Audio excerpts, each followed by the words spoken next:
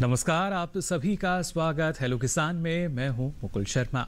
Hello किसान कार्यक्रम में लगातार आपसे जो जुड़े विषय हैं उनको हम शामिल करते हैं और उस विषय के बारे में पूरी जानकारी दी जाती है। चलिए आज का जो विषय रहेगा उसके बारे में सबसे पहले आपको हम जानकारी दे देते हैं। आज खासतौर से हम बात करेंगे फसलों में जैव उर्वरकों के प्रयोग की। जी हाँ, और उसके साथ ही बात होगी अगर आप आलू की फसल की बात करते हैं, पहला विषय फसलों में जैव उर्वरकों का प्रयोग, और इसी के साथ बात होगी आलू की बुआई की तैयारी की।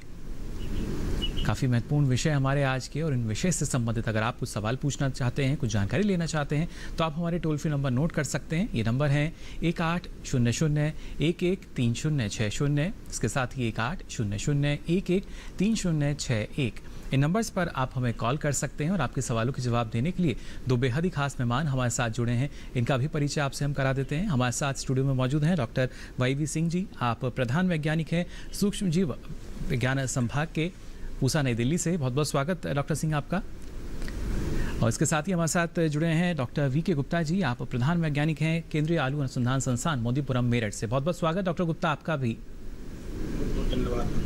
तो देखिए, विषय हमने आपको बताया और जो हमारे विशेषज्ञ हैं उनसे आप परिचित भी अब हो चुके होंगे। यहाँ अगर हम पहले बात करते हैं जैव उर्वरकों के प्रयोग की। जी हाँ, आपसे पहले जो हमारे किसान हैं, हम सभी जानते हैं उर्वरक यानी खाद का भरपूर मात्रा में इस्तेमाल करते हैं जो उनकी लागत को भी बढ़ाता है। लेकिन जब बात आ जाती है जैव उर्वरकों की, इस बारे में यहाँ डॉक्टर सिंह सबसे पहले आपसे हम जानना चाहेंगे आखिर क्या है ये जैव उर्वरक और इनका क्या महत्व आज के समय में। जैव उर्वरक तो जो या उसको जीवाणु खाद भी बोलते हैं जी, कि ये लाभदायक जीवाणु उनके उत्पाद हैं जिनको यदि बीज के साथ यदि प्रयोग करें या मिट्टी में प्रयोग करें तो ये मिट्टी का स्वास्थ्य सुधारते हैं और पोषक तत्वों की उपलब्धता बढ़ाते हैं। जी, आजकल जैव उर्वरकों की आवश्यकता बहुत बढ़ती जा रही है क्योंकि रासायनिक और पेस्टिसाइड वगैरह का प्रयोग करने से मिट्टी में लाभदायक जीवाणु की लगातार कमी होती जा रही है और मृदा स्वास्थ्य एक समस्या बनता जा रहा है। जी, तो इन जैव उर्वरकों से हम उन्हीं लाभदायक जीवाणुओं की संख्या को मिट्टी में बढ़ाने का प्रयास करते हैं जिससे मिट्टी का स्वास्थ्य सुधर सके। जी, और मिट्टी का स्वास्थ्य सुधरेगा, मिट्टी की सेहत सुधरेगी तो जाहिर तौर पर अच्छा उत्पादन जो है फसलों का वो हमारे किसान ले पाएंगे। इस बारे में डॉक्टर सिंह विस्तार से आपसे हम जानकारी लेंगे, लेकिन पहले आइए नजर डाल लेते हैं इस खास रिपोर्ट पर।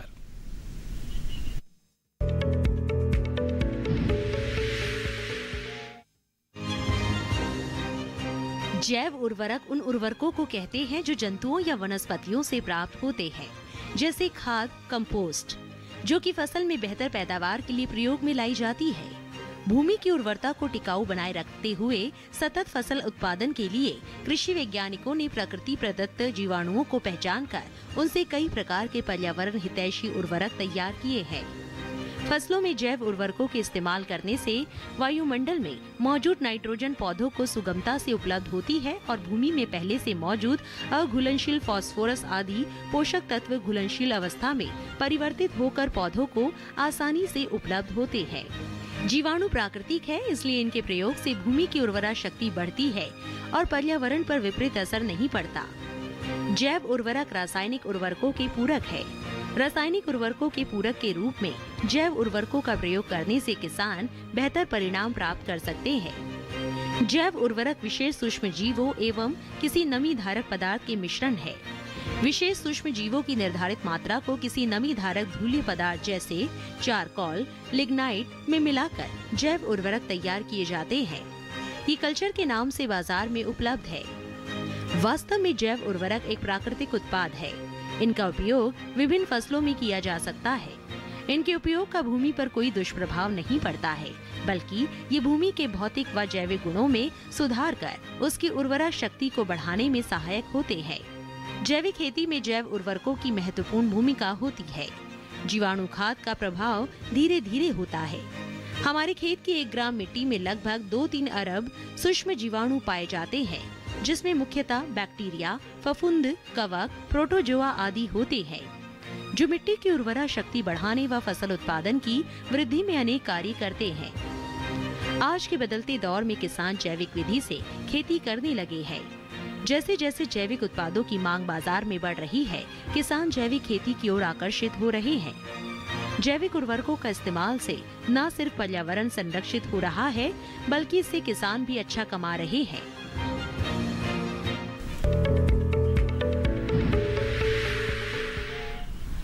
तो जाना आपने जिस तरीके से किसान जैविक खेती की तरफ अब लगातार आकर्षित हो रहे हैं। आज के समय की आवश्यकता ये है कि वो जैव उर्वरक के बारे में भी पूरी जानकारी लें और इसी जानकारी को आगे कार्यक्रम में हम भी आपको यह लगातार यहाँ देते रहेंगे। अब आइए डॉक्टर गुप्ता का रुख हम कर लेते हैं।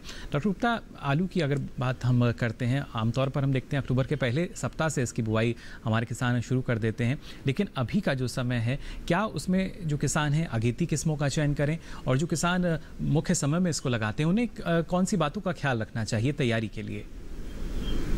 बहुत ही मुकुल जी, आपने प्रासंगिक कार्यक्रम मैं समझता हूँ सामयिक विषय पर जानकारी देने के लिए ये बहुत ही अच्छा टाइम है जी। और आलू की खेती का इस समय बहुत ही जोर शोर से किसान तैयारी में जुटे हुए हैं। जो लोग अगेती किस्में या अगेती फसल लगाना चाहते हैं उनको अभी पिछले मुझे लगता है कि कार्यक्रम में भी बहुत सारी जानकारी दी गई थी, लेकिन जहाँ तक समझता हूँ कि किसान को एक बार फिर से मैं दोहराता हूँ कि कुछ बातों का अगर ध्यान रखें, जैसे कि अगर जमीन की तैयारी करनी है तो अच्छे से उसको गर्मी में जुताई करके खेत को जो है उसको जो खरपतवार और जो बीमारियों से उसको रहित कर लेना चाहिए और साथ ही जो पलेवा कर ही खेत में बिजाई करनी चाहिए और बीज को शीत गृह से निकालने के बाद 10 दिन से 12 दिन तक उसको हमें रखना चाहिए,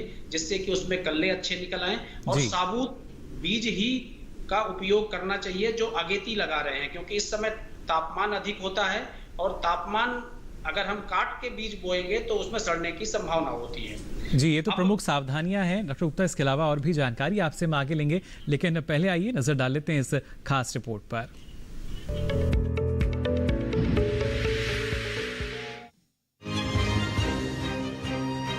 आलू भारत की सबसे महत्वपूर्ण फसल है। तमिलनाडु एवं केरल को छोड़कर आलू सारे देश में उगाया जाता है। आलू को सब्जियों का राजा कहा जाता है। भारत में शायद ही कोई ऐसा रसोई घर होगा जहां पर आलू ना दिखे। प्रोटीन, स्टार्च, विटामिन सी के अलावा आलू में अमीनो अम्ल काफी मात्रा में पाए जाते हैं, जो शरीर के विकास के लिए जरूरी होता है। उत्तर पश्चिमी भागों में आलू की बुआई का उपयुक्त समय अक्टूबर माह का पहला पखवाड़ा होता है। पूर्वी भारत में आलू अक्टूबर के मध्य से जनवरी तक बोया जाता है। ऐसे में उत्तर भारत के किसान आलू की बुआई इस प्रकार करें कि आलू की फसल दिसंबर के अंत तक पूरी तैयार हो जाए। आलू की बुआई की तैयारी करते समय कुछ खास बातों का ध्यान रखें, जैसे उन्नत किस्मों का चुनाव। जल्द तैयार होने में किस्मों में कुफरी, चंद्रमुखी और कुफरी जवाहर यानी JH 222 प्रमुख है। कुफरी चंद्रमुखी 80 से 90 दिनों में तैयार हो जाती है। इसके कंद सफेद, अंडाकार तथा आंखें अधिक गहरी नहीं होती है। जल पकने के कारण पिछेती झुलसा रोग से प्रभावित नहीं होती है। इससे उपज 250 क्विंटल प्रति हेक्टेयर प्राप्त होती है। वहीं कुफरी जवाहर यानी JH 222 फोम रोग विरोधक किस्म है। इसके कंद सफेद, अंडाकार, मध्यम आकार के होते हैं। इससे औसत उपज 240 से 300 क्विंटल प्रति हेक्टेयर प्राप्त होती है। बुआई से पहले बीजोपचार जरूर कर लें। आलू की बुआई के लिए बलुई दोमट मिट्टी उपयुक्त होती है। खेतों में जल निकासी की अच्छी व्यवस्था होनी चाहिए। आलू की सफल खेती के लिए सिंचाई का महत्वपूर्ण योगदान है। पानी की कमी आलू के बढ़वार, विकास और कंद के निर्माण पर प्रतिकूल प्रभाव पड़ता है। ऐसी जगह जहां पानी ठहरता हो वहां इससे हानि होती है। बढ़वार के समय आलू को मध्यम शीत की जरूरत होती है। ध्यान रहे आलू फसल की पंक्तियों में 50 सेंटीमीटर का अंतर व पौधों में 20 से 25 सेंटीमीटर की दूरी रखनी चाहिए। साथ ही गोबर की सड़ी खाद 50 से 60 टन, 20 किलोग्राम नीम की खली, 20 किलोग्राम अरंडी की खली, इन सब खादों को अच्छी तरह से मिलाकर प्रति एकड़ भूमि में समान मात्रा में छिड़काव कर जुताई कर खेत तैयार कर बुआई करें।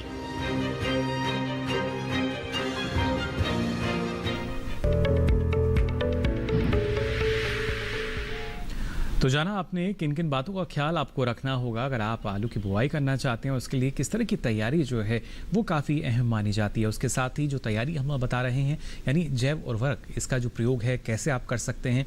और सबसे पहले सवाल यहाँ ये भी उठता है कि कौन सी ऐसी फसलें हैं या कोई ऐसी विशेष फसल जिस पर इसका ज़्यादा जो परिणाम हमें नज़र आता हो। इस बारे में डॉक्टर सिंह आपसे हम जानना चाहेंगे। जैसा आपने बताया कि आज के समय में क्या महत्व है इनका, काफ़ी महत्वपूर्ण है ये, लेकिन क्या हर एक फसल पर हमारे जो किसान हैं इनका इस्तेमाल ले सकते हैं, प्रयोग कर सकते हैं? आजकल विभिन्न जैव उर्वरक वो भी उपलब्ध है, हर फसल के लिए उनका प्रयोग किया जा सकता है जी, मगर हर फसल के लिए अलग अलग जैव उर्वरक उपलब्ध होते हैं। जैसे दाल की फसल है उनके लिए राइजोबियम होता है, और राइजोबियम सभी जानते हैं वो जड़ों में गांठें बनाता है, तो उसमें वायुमंडल से वो नाइट्रोजन स्थिरीकरण होता है और वो फसल को मिल जाती है जी। तो मगर दाल की जितनी फसल होती है उनके लिए अलग अलग प्रकार का राइजोबियम होता है। जैसे चने के लिए अलग होगा, मटर के लिए होगा, तो वो राइजोबियम दाल की फसलों के लिए यानी हर एक फसल के लिए अलग अलग हम मान सकते हैं। लेकिन डॉक्टर साहब कभी कभी हमारे जो किसान हैं उनको लगता है शायद अगर वो वर्मी कंपोस्ट का इस्तेमाल कर रहे हैं तो जैव उर्वरक है अपने आप में। नहीं, वर्मी कंपोस्ट जैव उर्वरक की श्रेणी में नहीं आता है। ये एक जैविक खाद है, ऑर्गेनिक का एक तरह से का कंपोस्ट है।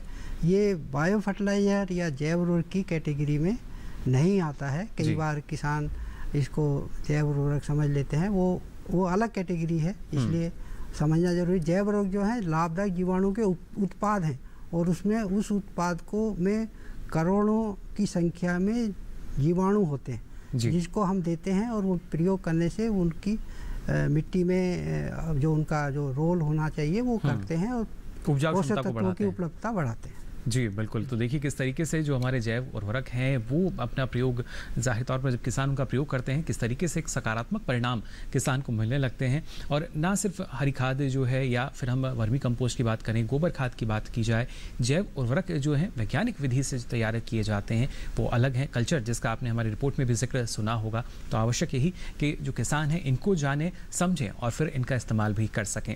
साथ ही डॉक्टर विकी गुप्ता आपसे भी हम जानना चाहेंगे, जिस तरीके से आप बता रहे थे किस की जो तैयारी है वो आमतौर पर हमारे किसान करते हैं, लेकिन अभी के समय जो मौसम चल रहा है क्योंकि तापमान का काफ़ी असर माना जाता है जब हम फसल लेते हैं, उस लिहाज से कौन से कृषि कार्य अभी किसान कर सकते हैं?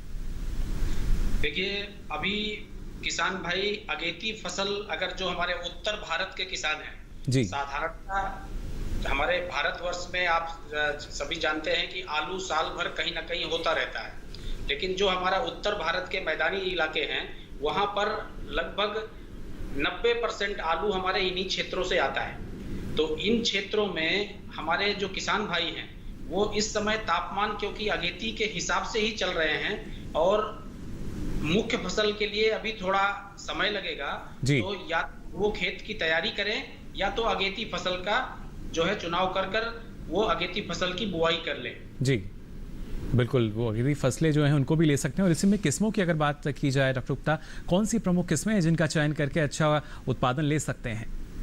देखिए अगर हम अगेती फसल की बात करते हैं, क्योंकि अभी इस समय अगेती फसल की बुआई भी चल रही है, तो हमारी जो पुरानी किस्में हैं कुफरी पुखराज, कुफरी ख्याति, और हमारी जो तापमान के प्रति जो जिसमें सहिष्णुता है, हमारी कुफरी सूर्या एक किस्म है जो अधिक तापमान पर भी कंद इनके बनते रहते हैं, तो कुफरी सूर्या एक अच्छी किस्म है। कुफरी किरण नाम की एक किस्म अभी हाल ही में इसका अनुमोदन हुआ है, इसका जल्द ही बीज मिलने शुरू हो जाएगा, और ये भी बहुत अच्छी अधिक तापमान कार्य करती है। और जो हमारे उत्तर प्रदेश और हमारे इस इलाके के हरियाणा के किसान भाई हैं उनको आप अगेती में कुफरी बहार भी वो लगा सकते हैं। डॉक्टर साहब आपने हरियाणा का जिक्र किया और हमारे साथ एक दर्शक हैं जो हरियाणा से ही जुड़े हैं फोन लाइन पर। सतवीर जी बहुत बहुत स्वागत आपका हेलो किसान में। झज्जर से ये हमारे साथ जुड़े हैं हरियाणा के। जी क्या जानना चाह रहे हैं? हेलो। हाँ जी। जी सतवीर जी सवाल पूछ सकते हैं आप अपना। हेलो। हाँ जी सतवीर जी आवाज मिल रही है आपको? नमस्कार जी। नमस्कार, सवाल पूछ सकते हैं आप अपना। ये कंपोस्ट खाद कैसे तैयार होती है, कहाँ से कचुए मिलते हैं, पूछना चाहता हूँ। चलिए कंपोस्ट के बारे में ये डॉक्टर सिंह हालांकि जानकारी लेना चाह रहे हैं, और उसके साथ साथ मैं चाहूँगा आप ये भी बताएं जैव उर्वरक जो है वो कहाँ कहाँ उपलब्ध हो सकते हैं? जैसे सतवीर जी ने पूछा केचुए के बारे में वो आप अपने आसपास जो कृषि विज्ञान केंद्र होगा उससे पता कीजिए। वो आपको बताएंगे कि आपके आसपास किस जगह केंचुए मिल सकते हैं और आप वहाँ जाके ले सकते हैं जी। और जैसे जैव उर्वरक की बात हो रही थी, मैंने राइजोबियम के बारे में बताया जो दालों की फसल के लिए होते हैं। इसके अलावा दूसरी फसलों के लिए भी नाइट्रोजन वाले जैव उर्वरक होते हैं, जैसे एजेटोबैक्टर है, जो दालों के अलावा जो फसलें हैं जी, अनाज वाली फसलें हैं, गेहूँ, तेल वाली फसलें हैं, सरसों, कपास, और आने वाले समय में ये एजेटोबैक्टर फसलें हैं। गेहूं की बात की जाए, सरसों की हम बात करें या सब्जी फसलें, तो इनमें कौन कौन से जैव उर्वरक? एजेटोबैक्टर का प्रयोग करते हैं। तेल वाली फसलें, अनाज वाली फसलें, सब्जियों में, ज़्यादातर सब्जियों में एजेटोबैक्टर का प्रयोग करते हैं। इनका प्रयोग करने से वो गांठें तो नहीं बनाता, मगर वो जड़ों के आसपास नाइट्रोजन स्थिर करके उनको उस फसल को दे देता है। इसके अलावा एजोस्पर्लम होता है जो मोटे अनाज, मक्का है, बाजरा है, इस तरह की फसलों के लिए एजोस्पर्लम का प्रयोग होता है। इसके अलावा धान की फसल के लिए नीलहरी शैवाल और एजोला का भी प्रयोग होता है जी। तो ये तो हुई नाइट्रोजन स्थिर करने वाले। दूसरे फास्फोरस जो मुख्य पोषक तत्व है, उसके लिए 2 जीवाणु खाद होते हैं। एक तो होता है फॉस्फेट सोलुबलाइजिंग बैक्टीरिया, पीएसबी जिसको बोलते हैं, जो नाइट्रोजन को, जो फास्फोरस को घोल के पौधों को उपलब्ध कराता है। एक होता है माइकोराइजा जो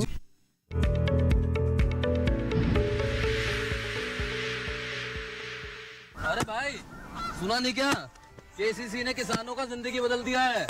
देश के छोटे किसान 1,60,000 रुपए तक का कर्ज बिना किसी गारंटी को ले पाएंगे। ब्याज खोरों से भी पीछा छुटा। मैं तो जैविक खेती का पूरा सामान मंगा लिया। केसीसी का भी कोई दबाव नहीं है। ब्याज चुकाने के लिए पूरा 1 साल मिलता है। समय पर भुगतान करने पर केवल 4% के सालाना ब्याज पे लोन मिल गया मुझे। अपना आधार कार्ड, लेटेस्ट फोटो और जमीन के कागजात लेके अप्लाई करो बस। और नामांकन भरने के लिए जेब भी ढीली नहीं करनी पड़ी।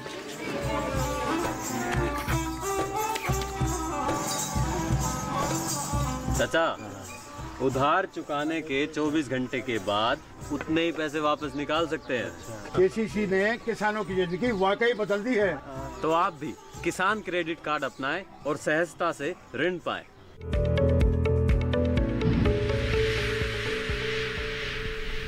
तो ब्रेक के बाद आप सभी का एक बार फिर स्वागत। हेलो किसान में लगातार आपको हम जानकारी दे रहे हैं फसलों में जैव उर्वरकों के प्रयोग की और कैसे आप आलू की बुआई करने की तैयारी अभी से कर सकते हैं। सारी जानकारी आप भी ले सकते हैं। टोल फ्री नंबर लगातार आपकी टीवी स्क्रीन पर फ्लैश किए जा रहे हैं। फिलहाल हमारे साथ देवेंद्र जी जुड़े हैं बिहार से। क्या इनका सवाल है, आइए जानते हैं। हेलो। हाँ हेलो जी देवेंद्र जी, क्या जानना चाह रहे हैं? हम जानना चाह रहे हैं सर जी, तो सबसे ज्यादा उपजाऊ नस्ल का बीज कौन है और उसमें किस मात्रा में कौन कौन खाद डालें? तो आलू की किस्म आप जानना चाह रहे हैं? 1 एकड़ में। जी चलिए, बिल्कुल। डॉक्टर गुप्ता सुपौल बिहार से देवेंद्र जी हमारे साथ जुड़े हैं और जानना चाह रहे हैं कि उनके क्षेत्र के अनुसार कौन सी सबसे बेहतर किस्म है आलू के लिए। देखिए, अगर हम पूर्वी मैदानी क्षेत्रों की बात करें तो अगेती और मुख्य फसल में कुफरी पुखराज बहुत अच्छी किस्म है और बहुत अधिक उपजाऊ है। कुफरी मोहन एक किस्म है जो अभी हाल ही में आई है, वो भी बहुत अधिक उपजाऊ है। और अगर उसमें खाद की मात्रा अगर पूछ रहे हैं किसान भाई, तो खाने वाली किस्मों के लिए 180 किलोग्राम नाइट्रोजन, 80 किलोग्राम फास्फोरस और 100 किलोग्राम पोटास की मात्रा प्रति हेक्टेयर के हिसाब से डालने से उनका अच्छा बढ़वार होगी और अच्छा उत्पादन मिलेगा। जी डॉक्टर गुप्ता, एक और दर्शक हमारे साथ जुड़ चुके हैं। प्रहलाद जी हमारे साथ जुड़े हैं इंदौर मध्य प्रदेश से। बहुत बहुत स्वागत प्रहलाद जी आपका भी। क्या जानना चाह रहे हैं? हेलो प्रहलाद जी, आवाज मिल पा रही है आपको? इंदौर मध्य प्रदेश से हमारे साथ जुड़े हैं, कोशिश कर रहे हैं इनसे संपर्क करने की। हेलो जी, सवाल पूछ सकते हैं आप। नमस्कार। हाँ जी, सुनाई दे रही जी। सर, मैं प्रहलाद चौधरी, गांव सिलोटिया, जिला इंदौर से बोल रहा हूँ जी। हाँ जी, हाँ जी जी प्रहलाद जी, सवाल पूछ सकते हैं आप। सर, ये कुफरी सूर्या जो है इंदौर के लिए ठीक रहेगा कि नहीं रहेगा सर, और इसका बीज कहाँ से उपलब्ध होगा? चलिए, बिल्कुल। डॉक्टर गुप्ता, कुफरी सूर्या का आपने यहाँ जिक्र किया था और प्रहलाद जी जानना चाह रहे हैं इंदौर के लिए ठीक है नहीं? जी देखिए कुफरी सूर्या आप बिल्कुल भी आप अगर अपने मुख्य फसल या अगेती उसमें लगाना चाहते हैं, इंदौर में बिल्कुल लगा सकते हैं। और इसका बीज की उपलब्धता आपके जो एग्रीकल्चर डिपार्टमेंट है स्टेट का, या फिर हमारा ग्वालियर स्टेशन में आप इसकी उपलब्धता के बारे में जानकारी हासिल कर सकते हैं। जी बिल्कुल। अब क्योंकि पहले एक समय था जब जो बीज हैं या जो हमारी किस्में हैं उनकी उपलब्धता नहीं हो पाती थी, लेकिन अब आसानी से देखिए अलग अलग माध्यम हमारे पास हैं। लेकिन डॉक्टर सिंह, अगर जैव उर्वरकों की उपलब्धता की हम बात करते हैं, क्योंकि उस बारे में जो किसान है उतनी बेहतर जानकारी उनको नहीं मिल पाती, कहाँ से इनके लिए उपलब्धता सुनिश्चित की जाती है? विभिन्न जैव उर्वरक विभिन्न कृषि विश्वविद्यालयों में उपलब्ध हैं। दिल्ली में हमारे भारतीय कृषि अनुसंधान संस्थान में विभिन्न प्रकार के जैव उर्वरक उपलब्ध हैं, और काफ़ी प्राइवेट कंपनियां भी आजकल जैव उर्वरक बना रही हैं। इवन आजकल कुछ प्राइवेट लोग और काफ़ी पढ़े लिखे लोग भी ट्रेनिंग लेने के बाद अपना बायो फर्टिलाइजर का यूनिट लगा सकते हैं, क्योंकि भविष्य में इसकी बहुत बड़ी डिमांड बढ़ने वाली है। तो उसकी उनके आसपास के क्षेत्र में उपलब्धता बढ़ाने के लिए इन सब चीज़ों की आवश्यकता है। मगर यदि किसान जानना चाहें तो वो आप पहले पता करें कि उनके आसपास जो कृषि विज्ञान केंद्र है वो बताएंगे उनके आसपास कहाँ उपलब्ध हो सकता है। वैसे यदि वो दिल्ली के आसपास हैं तो वो भारतीय कृषि अनुसंधान संस्थान से ले सकते हैं। इवन दूर के किसान भी डाक से भी उसको मंगा सकते हैं। जी बिल्कुल। तो उपलब्धता भी होगी, उसके साथ साथ आपका मानना है कि जो रोजगार सृजन है वो भी यहाँ हो सकेगा। जी, और साथ ही यहाँ रखरुक्ता आपसे भी जानकारी लेना हम चाहेंगे, जिस तरीके से अलग अलग किस्में जो हैं वो आप हमें बता रहे हैं। और अब हम देखते हैं, क्योंकि सरकार का भी मंशा ये है किसानों को ज़्यादा फायदा हो, टॉप से टोटल की हम बात करते हैं। अब जो किसान हैं वाणिज्यिक रूप से भी आलू की खेती करते हैं, क्या उनके लिए अलग किस्में हैं?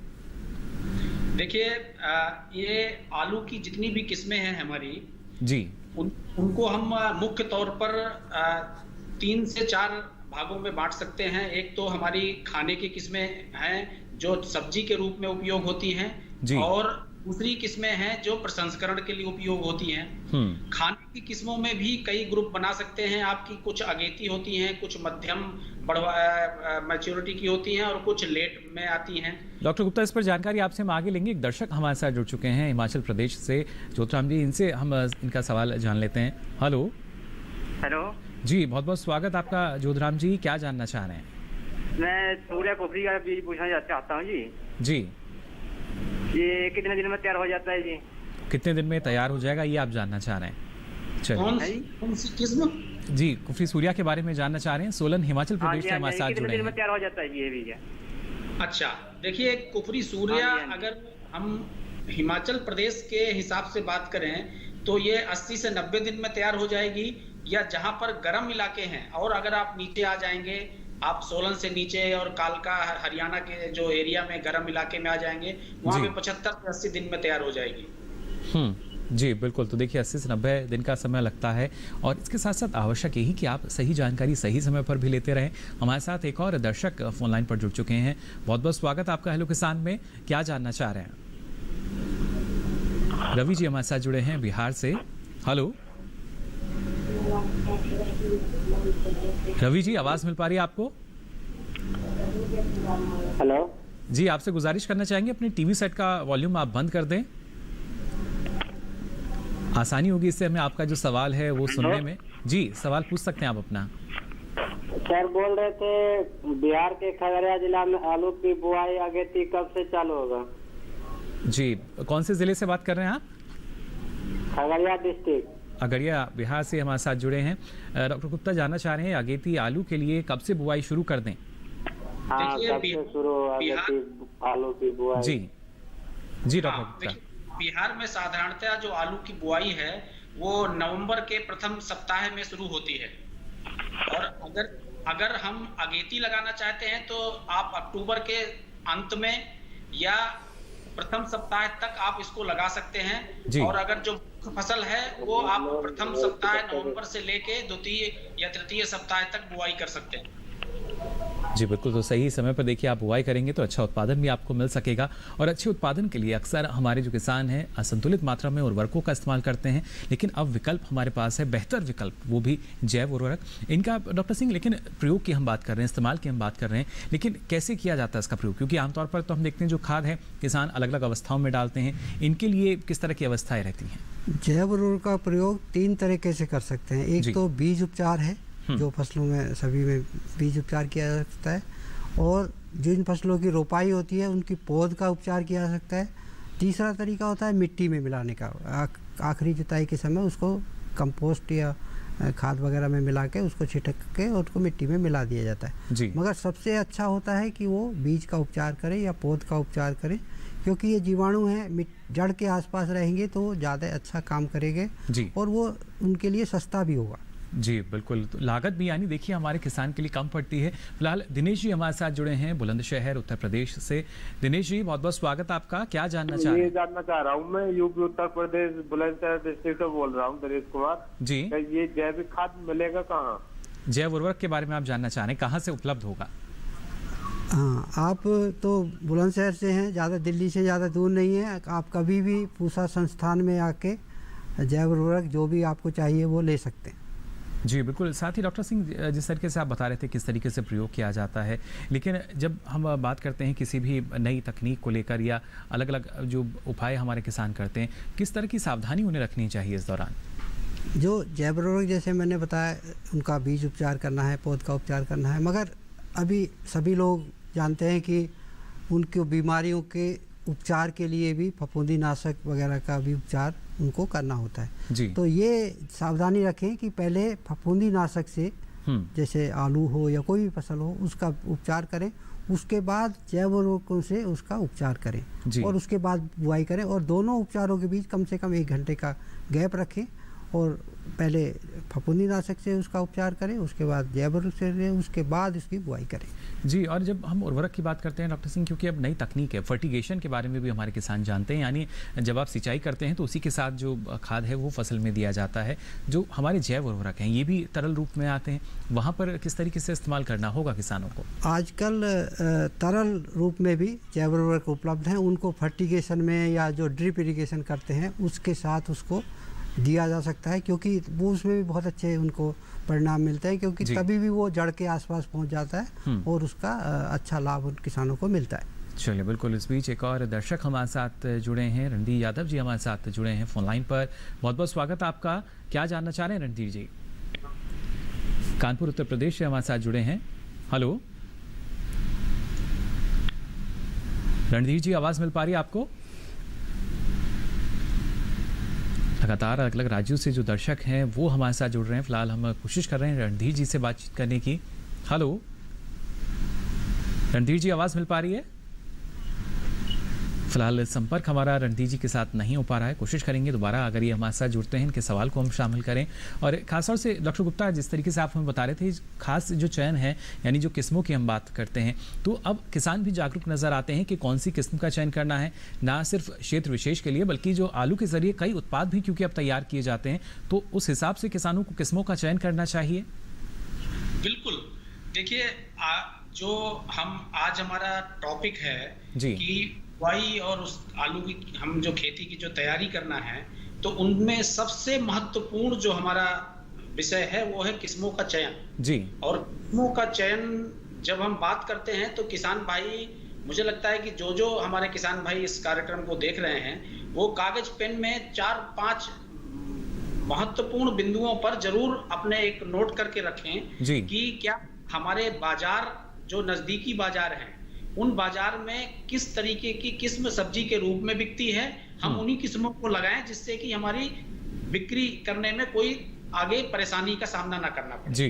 दूसरी बात है, जैसे आपने कहा कि अब किस्में ऐसी भी आ गई हैं कि जिनसे बहुत सारे प्रसंस्करण उद्योग स्थापित हुए हैं और वो उनसे बहुत सारे उत्पाद बन रहे हैं। तो हमारी चिप्सोना 1, कुफरी चिप्सोना 3 और फ्राई सोना जो फ्रेंच फ्राई बनाने के लिए ही किस्म है, उसका भी किसान अब चयन कर सकते हैं अगर उनके बाजार में उनको चिप्स या उसके रूप में खरीदने के लिए, क्योंकि ये कुछ किस्में ऐसी हैं जिनका खाने के रूप में भी उपयोग होता है। तो किसान भाई इन चीजों को बहुत ही महत्व दें, जिससे कि उनको पहले से ही ये डिसाइड करना है कि हमारा खरीदार कौन है और किस किस्म को लगाने का हमको फायदा होगा। यानी आज के समय में किसान को ना सिर्फ बाजार के अनुरूप चलना होगा और अपना उद्देश्य आपको साफ रखना होगा कि आप जो किस्म का चयन कर रहे हैं किस उद्देश्य के लिए कर रहे हैं, आप प्रसंस्करण के लिए कर रहे हैं या सब्जी उत्पादन के लिए कर रहे हैं। इन दो मुख्य बातों को आपको ख्याल रखना होगा। उसके बाद अच्छी उपज लेके अच्छा मुनाफा आप कमा पाएंगे। आगे भी आपको हम जानकारी देंगे, लेकिन यहाँ रुक रहे हैं एक और छोटे से ब्रेक के लिए।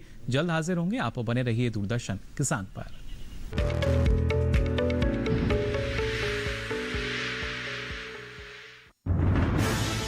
कोरोना वायरस के खतरे से बचते हुए फसल की कटाई, बिक्री, खरीद, नई फसल की जुताई और बुआई सुरक्षित हो सकती है अगर हम लगातार हाथों को साबुन और साफ पानी से नियमित अंतराल पर धोते रहें।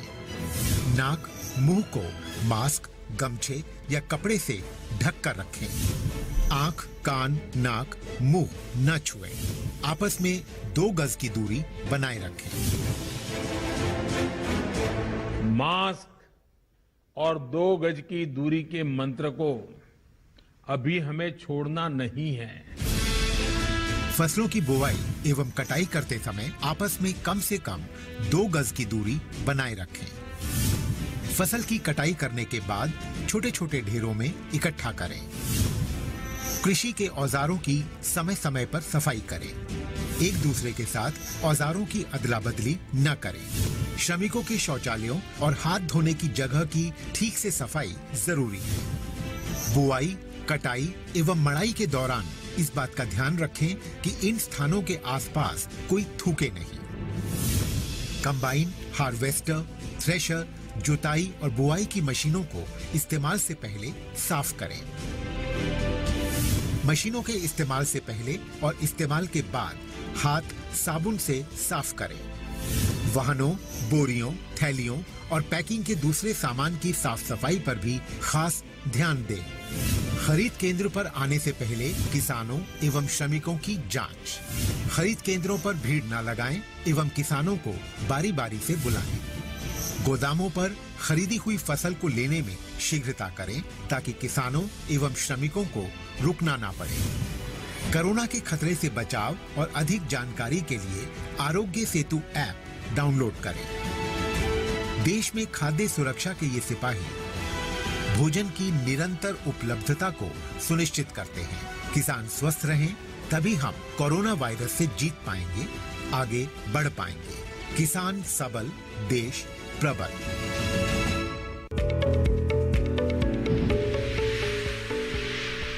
ब्रेक के बाद आप सभी का एक बार फिर स्वागत। हेलो किसान में लगातार आपको हम जानकारी दे रहे हैं फसलों में जैव उर्वरकों के प्रयोग की और आलू की बुआई की तैयारी के दौरान आपको किन बातों का ख्याल रखना चाहिए। सारी जानकारी हमारे जो दर्शक हैं वो ले पा रहे हैं हमारे विशेषज्ञों से। फिलहाल एक और दर्शक हमारे साथ जुड़े हैं फोनलाइन पर। कुलबुदन जी हमारे साथ जुड़े हैं कुशीनगर, उत्तर प्रदेश से। बहुत बहुत स्वागत आपका। हेलो, संपर्क शायद हमारे यहाँ टूट चुका है उनके साथ। फिलहाल एक और दर्शक हैं लाइन पर। हेलो सुनील जी, आवाज मिल पा रही है आपको? जी सर, नमस्कार सर। नमस्कार सुनील जी, क्या जानना चाह रहे हैं?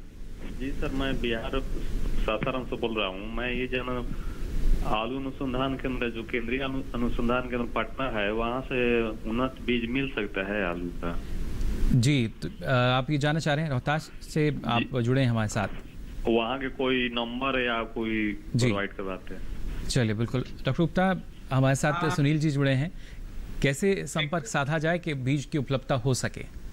हाँ, देखिए, साधारण तौर पर क्या होता है कि जो हमारा संस्थान है वो बीज का जो भी प्रजनक बीज होता है उसका गुणन कर जो हमारी प्रदेश स्तर की जो सरकारें हैं उनको उनकी मांग के आधार पर पहले ही सप्लाई कर देता है जी। कई बार क्या होता है कि अगर बीज किसी प्रदेश सरकार ने नहीं उठाया तो वो बीज हमारे संस्थान पर होता है, और अगर किसी किसान भाई की आवश्यकता के अनुरूप अगर उनको लगता है कि ये हम ले सकते हैं तो जरूर वो पता कर सकते हैं। लेकिन साधारण तौर पर अपने वो जो कृषि विभाग है बिहार प्रदेश का, पहले वहां पर संपर्क कर लें, क्योंकि डायरेक्ट तौर पर हम किसानों को बीज नहीं देते हैं, बशर्ते जब बचा हुआ बीज हम किसानों को उपलब्ध करवाते हैं। जी, बिल्कुल। और इसके साथ साथ डॉक्टर गुप्ता अगर देखा जाए, क्योंकि बीज की उपलब्धता को लेकर हालांकि अब तो काफ़ी सहूलियत हमें नज़र आती है, अलग अलग माध्यम हैं जिसके ज़रिए किसानों को बीज उपलब्ध होता है, लेकिन जो नई नई किस्में आती हैं जिनमें जो गुणवत्ता है वो अच्छी होती है, रोग प्रतिरोधक क्षमता जो है अच्छी होती है, और इन किस्मों का चयन करना आज के समय में ज़रूरी भी है क्योंकि किसान को अपनी लागत को भी कम रखना है। बिल्कुल बिल्कुल। और ये एक बहुत ही महत्वपूर्ण विषय है कि किसान भाई ऐसी किस्मों का चुनाव करें जिनमें अगर जिन क्षेत्र विशेष पर अगर किसी किस्म में सपोज हमें झुलसा एक साधारण तौर पर वहां पे हर साल आता है, तो हमको जब चुनाव करें तो हमारी जो झुलसा के प्रति जिसके अंदर जो है रेजिस्टेंस हो, वो ऐसी किस्मों का चुनाव हमें करना चाहिए। जैसे हमारी कुफरी मोहन है, कुफरी सीतम है, ये किस्म मैदानी इलाकों में बहुत ही अच्छा उत्पादन दे रही हैं और इनके अंदर झुलसा के प्रति भी सहनशीलता भी अधिक है। जी बिल्कुल। एक और दर्शक हमारे साथ जुड़े हैं फिलहाल बालाघाट मध्य प्रदेश से। सुनील जी, बहुत बहुत स्वागत आपका, क्या जानना चाह रहे हैं? हेलो हेलो जी, सवाल पूछ सकते हैं आप अपना। हेलो हेलो जी, आवाज मिल पा रही है आपको? हेलो जी सुनील जी, आवाज मिल पा रही है आपको? सर मुझे बालाघाट में जैव उर्वरक कहाँ से प्राप्त होगा? चलिए, बालाघाट मध्य प्रदेश से जानना चाह बालाघाट में जैव उर्वरक कहाँ से प्राप्त होगा? जी, आप मध्य प्रदेश में अनिल राठौर मध्य प्रदेश में अनिल जी, अनिल जी बिल्कुल, आपको हमारे विशेषज्ञ जवाब दे रहे हैं यहाँ पर। आपके मध्य प्रदेश में जो जबलपुर है कृषि विश्वविद्यालय है, वहाँ आप संपर्क कर सकते हैं, वहाँ मिल जाना चाहिए, मिल सकता है वहाँ। मगर सबसे अच्छा होगा कि आप अपने पास में जो कृषि विज्ञान केंद्र है उनसे पता करें, वो आपको पता करके बताएंगे कि मध्य प्रदेश में कहाँ कहाँ उपलब्ध होता है जी। और यदि वहाँ नहीं हो पाता तो आप हमारे दिल्ली में भारतीय कृषि अनुसंधान संस्थान है, वहाँ से भी आप डाक द्वारा भी मंगा सकते हैं। जी, तो देखिए भारतीय कृषि अनुसंधान संस्थान में आप संपर्क कर सकते हैं, साथ ही अलग अलग विकल्प जो हैं आपके पास हैं जिनके ज़रिए आप इसकी जानकारी ले सकते हैं। लेकिन डॉक्टर सिंह, अक्सर हम देखते हैं जो मुख्य हमारे उर्वरक हैं या खाद हैं उसके बारे में तो किसानों को जानकारी होती है, लेकिन जब हम सूक्ष्म पोषक तत्वों की बात करते हैं तो क्या उसके भी विकल्प के रूप में या उसके सहयोग के रूप में हमारे पास जैव उर्वरक हैं? जैसे नाइट्रोजन, फास्फोरस, पोटास के लिए उपलब्ध हैं जी। इसके अलावा जिंक और सल्फर के लिए भी आजकल जीवाणु खाद उपलब्ध हैं, और वो जो मिट्टी में जैसे जिंक यदि हम प्रयोग करते हैं जिंक सल्फेट से, तो उसका एक बड़ा भाग मिट्टी में ही रह जाता है। तो ऐसे जीवाणु हैं और उसके जीवाणु खाद या जैव उर्वरक उपलब्ध हैं जिससे वो मिट्टी में पड़े हुए जिंक की उपलब्धता उनकी फसल को हो जाती है, तो उनका प्रयोग कर सकते हैं। सल्फर के लिए भी उपलब्ध हैं। इस तरह विभिन्न प्रकार के जीवाणु खाद किसानों को उपलब्ध हैं और वो अपनी फसल में, और जैसे सल्फर का आपने जिक्र किया, तो सरसों की फसल में मुख्य तौर पर इसका जो प्रयोग है वो किया जाता है, तो उसके लिए क्या विकल्प? निश्चित, वो उसके लिए भी सल्फर वाला जीवाणु खाद भी उपलब्ध है जिसका वो प्रयोग कर सकते हैं, बीज उपचार के रूप में प्रयोग कर सकते हैं और उसके बहुत अच्छे रिजल्ट उनको आते हैं। इसलिए उनको सल्फर की उपलब्धता उनके मिट्टी से ही उनको हो जाती है, और वो क्योंकि वो मिट्टी में पड़े हुए सल्फर को उपलब्ध करा देता है। जी बिल्कुल। और खासतौर से सरसों की फसल की जब हम बात करते हैं उसमें तेल की जो मात्रा उसको बढ़ाने में काफ़ी कारगर है सल्फर, और उसमें भी अगर आपको जैव उर्वरक के रूप में मिलता है तो और भी अच्छा, आपकी जो लागत है वो काफ़ी हद तक यहाँ कम भी हो सकती है। साथ ही डॉक्टर गुप्ता, आपसे भी हम जानना चाहेंगे आलू के बारे में और भी जानकारी, लेकिन एक दर्शक हमारे साथ जुड़ चुके हैं, इनका सवाल हम ले लेते हैं। हेलो हेलो हाँ साहब, नमस्कार। जी नमस्कार, क्या जानना चाह रहे हैं साहब? ये निवेदन था कि क्या जैविक उर्वरक जो है क्या खरीफ और रबी की फसलों के बीजों में क्या एक समान मात्रा प्रयोग की जाती है या अलग अलग है? चलिए, जानना चाह रहे हैं मात्रा जो है वो क्या रह सकती है? मात्रा जी हाँ, जैव उर्वरक की मात्रा सभी फसलों के लिए समान होती है। ज़्यादातर जो जैव उर्वरक हैं वो उनके पैकेट जो होते हैं, जैसे तरल में हो या पाउडर में हो, वो 1 एकड़ के लिए बनाए जाते हैं जी। तो वो 1 एकड़ के लिए पैकेट होता है और आप उसको किसी भी फसल के लिए, जैसे गेहूं की फसल के लिए आप प्रयोग कर सकते हैं, जो भी फसल है उनके लिए उनका प्रयोग कर सकते हैं जी। मगर उनकी मात्रा समान रहेगी। मगर आप जैसे बीज उपचार करते हैं तो उसको जो थोड़ा सा डाइल्यूट करना है उसके लिए पानी वगैरह की मात्रा आप कम ज़्यादा कर सकते हैं ताकि सभी बीजों का ठीक से उपचार हो जाए।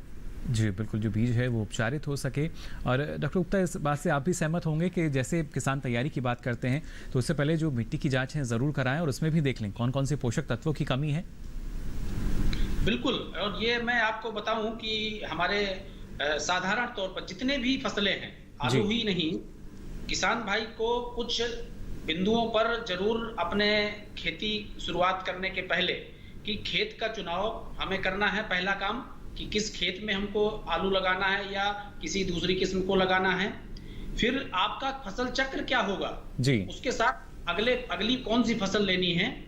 उसके बाद आप ये देखिए, उसके पहले हमको सॉइल टेस्टिंग की तैयारी करनी है कि हमारे उर्वरकों की मात्रा पर बिल्कुल भी जो हम आज जो आप पहले आपका शुरुआत में आपने बताया कि बहुत ही अधिक उपयोग हो रहा है, जिससे ना कि लागत बढ़ रही है बल्कि किसान का मुनाफा बहुत कम हो रहा है, इससे मृदा का स्वास्थ्य खराब हो रहा है। कब बुआई करनी है, क्योंकि कैलेंडर डेट के हिसाब से बुआई करना अब वो उतना कारगर नहीं रहा है, बशर्ते किसान भाइयों को नई तकनीकी के माध्यम से, जैसे मोबाइल में वो लोग टेम्परेचर देख सकते हैं। और मैं साधारण तौर पर आलू के विषय में बता सकता हूं कि आप जिस समय अगर अगेती फसल लगा रहे हैं तो अधिकतम तापमान 32 से 34 डिग्री से अधिक ना हो तब बुआई करें, और जो रात का न्यूनतम तापमान है वो 22 से 24 डिग्री के आसपास हो। इसी तरीके से मुख्य फसल के समय में जो तापमान होगा वो 25 से 30 डिग्री सेंटीग्रेड होगा और 18 से 20 डिग्री सेंटीग्रेड न्यूनतम तापमान हो। तो इन चीजों को ध्यान में रखते हुए, और इरिगेशन के साधन क्या होंगे, अगर किसान अपने इन मुद्दों पर लिखेगा तो पोटैटो अगर वैरायटी कौन सी हमको, अभी हमने चर्चा की किस बाजार को ले जाना है हमको, अगर हम वैरायटी हो गई, अगर हमको इसका भंडारण करना है तो कहाँ पे हमारा नजदीकी भंडारण जो स्थान अवेलेबल है जी, और हमें जो उनकी खेती करने में कितने जो हमारे किसान भाई अपने कितनी मैन डेज और कितने मजदूरों की आवश्यकता होगी, उसका कैसे हम उसका हिसाब किताब रख सकते हैं, जिससे कि उनको फाइनेंशियल जो हमारे और दूसरे आर्थिक जो हमारे मोर्चे पर क्या क्या हमें खरीदना पड़ेगा, दवाएं हम खरीदनी है, फर्टिलाइजर खरीदने हैं। तो इन सब चीजों का अगर एक किसान भाई 7-8 पॉइंट पे बना लेगा तो ये पॉइंट को समय समय पर हमेशा इनके लिए अच्छे डिसीजन लेने में सहायता करेंगे। जी बिल्कुल। साथ ही डॉक्टर गुप्ता, अक्सर हम देखते हैं किस तरीके से जो हमारे किसान हैं, मेड़ पर जो खेती की जाती है, आलू के भी जो कंद लगाए जाते हैं वहाँ पर, लेकिन उसकी ऊंचाई जो है कितनी रखनी चाहिए? बिल्कुल, देखिए ये जो गूलों पर किसान, आजकल बहुत सारे किसान भाई बेड में कल्टीवेशन भी कर रहे हैं, खेती कर रहे हैं और गूलों पर भी लगा रहे हैं जी। तो ये आप मान के चलिए कि जो भी हम गूल बनाते हैं, गूल की स्पेसिंग जिसे हम बोलते हैं, एक गूल से दूसरे गूल की दूरी, वो लगभग आप 60 सेंटीमीटर हमारे जो खाने वाली किस्में हैं और 66 से 67 सेंटीमीटर हमारी जो प्रसंस्करण वाली किस्में हैं, उतनी दूर पर गूल बनानी चाहिए जी। अगर हम बेड में खेती कर रहे हैं तो 1.25 मीटर की चौड़ी बेड में 2 लाइन से 3 लाइन तक लोग किसान अपने आवश्यकता के अनुसार उसकी खेती कर रहे हैं। लेकिन इस बात को जरूर ध्यान दें कि बीमारी जब आती है तो जब कैनोपी जो पत्ते हैं एक दूसरे से जब मिलते हैं तो बीमारी का फैलाव बड़ी आसानी से और बड़ी जल्दी होता है जी। तो किसान भाई इस बात को जरूर ध्यान रखें कि स्पेसिंग किसी किस्म विशेष के लिए अगर आवश्यकता है, जैसे हमने प्रसंस्करण की बात की, उसमें अधिक है, खाने वाली किस्मों में कम है, तो जरूर उसका ध्यान रखें कि स्पेसिंग बहुत ही महत्वपूर्ण है। और दूसरी बात है कितनी गहराई पर, जो आपने पूछा कि कितनी गहराई पर हम आलू को बिजाई करें जिससे कि उसके अंकुरण में कोई समस्या ना हो, तो ये जरूर ध्यान दें। साधारण तौर पर 7 से 8 सेंटीमीटर गहरा उसके आलू की गड़ाई होनी चाहिए, यानी कि उसके ऊपर जहां पे बीज हमने रखा है वहां उसके ऊपर 7 से 8 सेंटीमीटर मिट्टी होनी चाहिए। अगर कंद का साइज काफी बड़ा है तो उसको गहरा ले जा सकते हैं, या बहुत छोटा है तो उसको आवश्यकता के अनुसार थोड़ा ऊपर भी ला सकते हैं। यानी ये कंद के आकार पर भी निर्भर करेगा, इसलिए इन बातों को देखिए, आपको भले ही ये छोटी बातें लगती हों लेकिन ये काफ़ी महत्वपूर्ण बातें हैं जिनका जो परिणाम है जब उत्पादन हमें आता है, जैसी फसल हमारी बढ़वार पर आएगी तब इनका जो महत्व है वो हमें पता चलता है। फिलहाल हमारे साथ एक और दर्शक जुड़ चुके हैं फोन लाइन पर, बालाघाट मध्य प्रदेश से। बहुत बहुत स्वागत आपका। हेलो हेलो अनिल जी, आवाज मिल रही है आपको? हेलो जी, सवाल पूछ सकते हैं आप अपना। हेलो, हाँ सर, मुझे ये जानना था सर कि मुझे, हाँ सर मिल रही है जी, सर। मेरा ये सवाल था सर कि मुझे जैविक कीटनाशक कहाँ से प्राप्त होगा? जी, किस फसल के लिए आप ये जानना चाह रहे हैं? हाँ सर, जैविक कीटनाशक कहाँ से प्राप्त होगा, फिर जैविक कीटनाशक कैसे बनाए? चलिए, बिल्कुल, बात हम जैव उर्वरक की कर रहे हैं, लेकिन डॉक्टर सिंह इस बारे में क्या आप इनको सलाह देना चाहेंगे? फ्रूटिंग प्लांट के लिए नींबू, आम, जो जैव कीटनाशक हैं वो उसका मतलब शायद आपका उनसे होगा कि ट्राइकोडर्मा, बैसिलस वगैरह, तो वो आप आपके आसपास जो कृषि विज्ञान केंद्र है उससे पता करें। वैसे ज़्यादातर कृषि विश्वविद्यालय उसका उत्पादन करते हैं, और मगर सटीक जानकारी आपको आपके पास में जो कृषि विज्ञान केंद्र है वो उसकी दे सकते हैं। उनसे आप निश्चित संपर्क करें, वो आपको गाइड करेंगे। बिल्कुल, और जैसे आप बता रहे थे बागवानी की जो फसलें हैं उनके लिए आप जानना चाह रहे हैं, तो बागवानी विभाग में भी आप संपर्क कर सकते हैं। आमतौर पर हमारे किसान जो हैं नीमखली का जो तेल है उसका भी इस्तेमाल करते हैं, लेकिन फिर भी बेहतर यही आप निकटतम कृषि विज्ञान केंद्र में जाकर इस जानकारी को और ज़्यादा बेहतर कर सकते हैं। आगे भी आपको हम जानकारी देंगे, लेकिन यहाँ वक्त तो चला एक और छोटे से ब्रेक का। जल्द हाजिर होंगे, आप देखते रहिए दूरदर्शन किसान।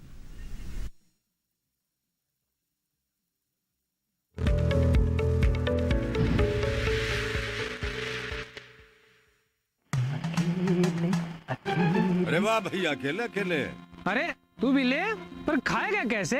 मैं ऑर्गेनिक खेती की बात कर रहा रे बेटे। अकेले अकेले खेती कब तक करेगा? मतलब गांव में 20-25 किसानों का समूह बना के पंजीकरण करवा ले, फिर सरकारी ट्रेनिंग भी मिलेगी और मुफ्त जैविक बीज खाद भी। फिर बीजीएस ऑर्गेनिक की सरकारी मोहर के साथ तेरी उपज आकर्षक पैक में पहुंचेगी बड़े बाजार तक। अच्छा?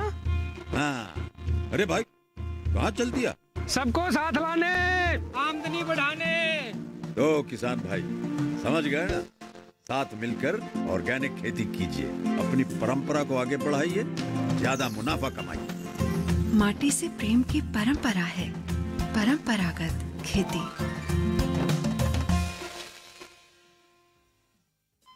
अरे सुन तो।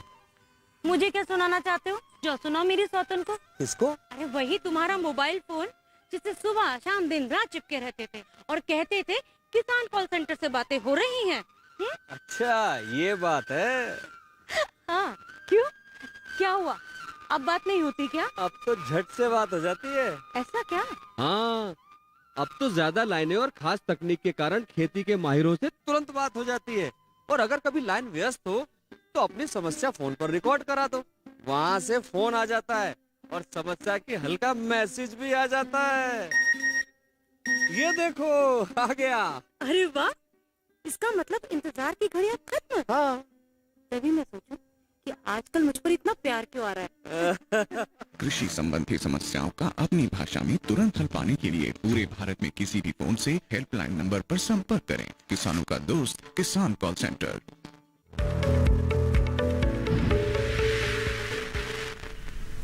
ब्रेक के बाद आप सभी का एक बार फिर स्वागत। हेलो किसान में लगातार आज आपको हम जानकारी दे रहे हैं आलू की बुआई की तैयारी के बारे में और फसलों में किस तरीके से आप जैव उर्वरक का प्रयोग कर सकते हैं। अपनी उपज को बढ़ाने के लिए, लागत को कम करने के लिए इस तरह की जो प्रबंधन है वो अपनाने बेहद ज़रूरी। साथ ही यहाँ अब आइए रुक कर लेते हैं डॉक्टर गुप्ता का। डॉक्टर गुप्ता, आपसे भी हम जानना चाहेंगे, जिस तरीके से अलग अलग किस्मों के बारे में भी आपने बताया और क्या कुछ सावधानी हमारे किसानों को रखनी होगी, लेकिन जो किसान मुख्य तौर पर करते हैं अमूमन किस तरह की चुनौतियाँ उनके सामने आ सकती हैं, क्योंकि तापमान की बात की जाए या किसी और वजह से किस तरीके से जो हमारा अंकुरण है वो प्रभावित हो सकता है? देखिए, जब हम आलू की बिजाई के बाद जो पहला हमारा काम ये है देखने का कि खेत में जब हम बिजाई कर रहे हैं उस समय जिन किसान भाइयों ने पलेवा किया है वहां पर तो कोई दिक्कत नहीं होगी, लेकिन बिजाई के पहले उनको एक समान साइज पे छांट कर, अगर हमने 50 से 60 ग्राम या 70 ग्राम तक के बीज को अलग छांट लें और छोटे छोटे बीज को एक अलग तरीके से अलग दूसरे जगह जो है उनको बिजाई करें, तो समान अंकुरण होने के कारण और समान जो है खेत से निकलते हैं। दूसरी बात यह है कि खेत में उस समय पर्याप्त नमी होनी चाहिए। नमी का मतलब खेत गीला नहीं होना चाहिए, इसीलिए हम बोलते हैं कि जो अगेती फसल है उसमें या मुख्य फसल भी है तो उसमें पर्याप्त नमी अगर होगी तो जमाव बहुत ही आमतौर पर एक साथ ही निकलेगा खेत में आलू जी। ठीक है। अगर जो पानी हमारा इसके बाद जो देने पड़ता है वो 25 से 30 दिन, अगर हमारे तापमान बहुत ज्यादा अगर नहीं है तो आप उस समय जो पानी हमारा जाएगा पलेवा के बाद जी, वो पानी बहुत ही महत्वपूर्ण है, क्योंकि उस समय कंद बनने की प्रक्रिया, जिसे हम ये बोलते हैं बहुत ही क्रिटिकल स्टेज है आलू में, कि उस दौरान पानी हमारा जो है खेत बिल्कुल सूखा नहीं होना चाहिए, जिससे कि कंद बनने की प्रक्रिया किसी भी हाल में बाधित ना हो जी। अगर चीजों को किसान भाई अपने उसमें एक जो हमारा प्रबंधन है उसमें शामिल करेगा तो बिल्कुल भी नुकसान नहीं होगा। साथ ही मैं एक और अब मुद्दा किसान भाइयों के सामने रखना चाहता हूं। बहुत सारे किसान भाई बीज के लिए भी आलू की खेती करते हैं जी। तो ये जरूर महत्वपूर्ण है कि उसको समय पर लगाना बहुत महत्वपूर्ण है और समय पर ही उसकी आल काटना बहुत महत्वपूर्ण है, क्योंकि जो भी बीमारी फैलाने वाले हमारे जो विषाणु फैलाने वाले जो कीड़े हैं, एफिड और जो जिनको माहू बोलते हैं और व्हाइट फ्लाई हैं, इनकी रोकथाम करनी है और इनकी जब उपलब्ध जो उस समय हमारे वातावरण में अधिक मात्रा में इनका डैमेज होता है उसके पहले ही हम इसकी आल काट देते हैं। तो साधारण तौर पर 15 जनवरी के आसपास हमारे जो उत्तर भारत के जो हमारे उत्तर पश्चिम इलाके हैं वहां पर 15 जनवरी के पहले और 15 जनवरी से 20 जनवरी के बीच में हमारे जो पूर्वी भारत के लोग हैं वो आल काट देंगे तो बीज की जो गुणवत्ता है वो बनी रहेगी और साल दर साल वो बीज का उपयोग बगैर उनकी उत्पादन क्षमता में कमी आए बनी रहेगी। जी बिल्कुल। फिलहाल एक और दर्शक हमारे साथ जुड़े हैं, जल्दी से इनका सवाल लेते हैं। केशव जी हमारे साथ जुड़े हैं मध्य प्रदेश से। केशव जी क्या जानना चाह रहे हैं? हेलो जी सर, नमस्कार सर। नमस्कार केशव जी, क्या जानना चाह रहे हैं? जी सर, मैं आलू की खेती करना चाहता हूँ सर। जी, तो शहडोल मध्य प्रदेश में कौन से आलू अच्छे उपज लाभदायक सर? जी, कौन सी किस्म अच्छी रहेगी ये जानना चाह रहे हैं। डॉक्टर गुप्ता, मैं चाहूँगा एक बार आप फिर से बता दें, मध्य प्रदेश की अगर बात की जाती है तो कौन सी किस्में हैं जो अच्छा? जी जी, शहडोल मध्य प्रदेश से ही जुड़े हैं। मध्य प्रदेश में किस एरिया से आप बोल रहे हैं? जी शहडोल से। अच्छा, देखिए मध्य प्रदेश में हमारी जो किस्मों की संस्तुति है वो कुफरी ज्योति भी है और हमारी चिपसोना वैरायटी है, चिपसोना 1, चिपसोना 3 और खाने वाली किस्मों में कुफरी बादशाह है, बड़ी अच्छी जो है, कुछ इलाकों में अच्छा काम उनका उत्पादन क्षमता अच्छी पाई गई है। और कुफरी सूर्या अगेती में अगर लगाना है, कुफरी संगम हाल ही में जो है इसका अनुमोदन हुआ है, जो मध्य प्रदेश के इलाकों में दोनों अगर उसको खाने में उपयोग में लाना है तब भी उपयोग ले सकते हैं और अगर उसको प्रसंस्करण के लिए उपयोग करना है तब भी ले सकते हैं। तो ये किस्में आपके लिए बहुत अच्छी रहेंगी। तो अलग अलग किस्मों का चयन किया जा सकता है। फिलहाल डॉक्टर वीके गुप्ता, आपने इतनी महत्वपूर्ण जानकारी हमारे दर्शकों के साथ साझा की, इसके लिए आपका बहुत बहुत शुक्रिया, बहुत बहुत आभार। धन्यवाद। डॉक्टर गुप्ता हमें यहाँ बता रहे थे, देखिए कौन सी अलग किस्में हैं, क्या सावधानी हमें रखनी होगी, कैसे तैयारी करें।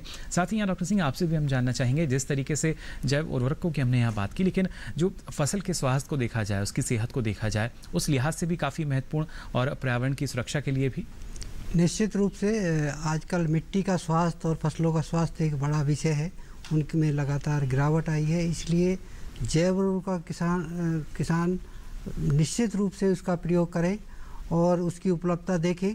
और ये भी देखा जा रहा है कि उसकी मांग और उपलब्धता में काफ़ी अंतर है, इसलिए पढ़े लिखे जो बेरोजगार युवक हैं वो भी उसका उत्पादन करने के लिए, कौशल विकास के लिए हमारी सरकार भी काफ़ी जोर दे रही है। उसमें भी वो जा सकते हैं, ट्रेनिंग लेके अपना उत्पादन कर सकते हैं और जो भी मांग है उसको पूरा करके और रोजगार भी सृजन कर सकते हैं। तो इन चीज़ों की बहुत बड़ी आवश्यकता है कि उपलब्धता भी हो और वो बढ़े, क्योंकि भविष्य में इसकी बहुत बड़ी मांग होने वाली है। तो उसके मांग के हिसाब को पूरा करने के लिए युवाओं को आगे आना चाहिए, उत्पादन में जाना चाहिए, क्योंकि वो अच्छा और हम ये भी कह सकते हैं जो आने वाला समय है वो जैव उर्वरक का ही है। निश्चित, क्योंकि जैविक खेती में और जैविक ना भी करें तो वो समन्वित पोषक प्रबंधन में भी जाएं तो सभी फसलों में सभी में उसका प्रयोग हो सकता है। चलिए, बिल्कुल। आपने भी डॉक्टर सिंह इतनी यहाँ पर महत्वपूर्ण जानकारी दी, इसके लिए आपका बहुत बहुत आभार। धन्यवाद। तो हमारे जो दर्शक हैं और बेहतर ढंग से आज जान पाए होंगे कि जैव उर्वरक आखिर हैं क्या और कैसे आप इनका प्रयोग कर सकते हैं।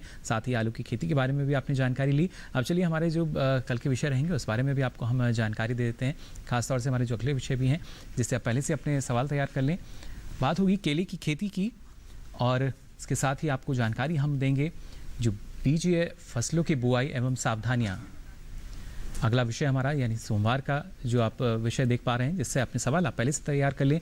बीजीय फसलों की बुआई एवं सावधानी और उसके साथ ही केले की खेती के बारे में आपको हम और बेहतर ढंग से जानकारी देंगे। तो सवाल अपने जल्दी से तैयार रखिएगा। साथ ही आप हमारी ईमेल आईडी नोट कर सकते हैं जिस पर अपना सवाल या सुझाव आप हमें भेज सकते हैं। हमारी मेल आईडी है hellokisan2015@gmail.com।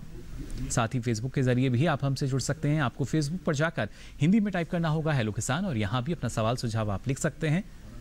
साथ ही सबसे महत्वपूर्ण विकल्प आपके लिए आप डीडी किसान कॉल सेंटर का नंबर नोट कर लीजिए। नंबर है 1800113060। सोमवार से शनिवार सुबह 6 से रात के 10 बजे तक ये लाइन्स खुली हैं। इस पर भी आप अपना सवाल दर्ज करा सकते हैं और इसके साथ ही ये सारी जानकारी आप डीडी किसान के यूट्यूब चैनल पर भी ले सकते हैं। इस QR कोड को आप स्कैन कीजिए, उसके बाद ये जानकारी आप ले सकेंगे यूट्यूब के माध्यम से कभी भी कहीं भी। साथ ही से पहले भी जो जानकारी आपको दी गई है सारी जानकारी आप ले सकेंगे यूट्यूब के माध्यम से। फिलहाल आज के लिए हेलो किसान में बस इतना ही। फिर हाजिर होंगे नई नई जानकारियों के साथ। तब तक के लिए दीजिए इजाजत। नमस्कार।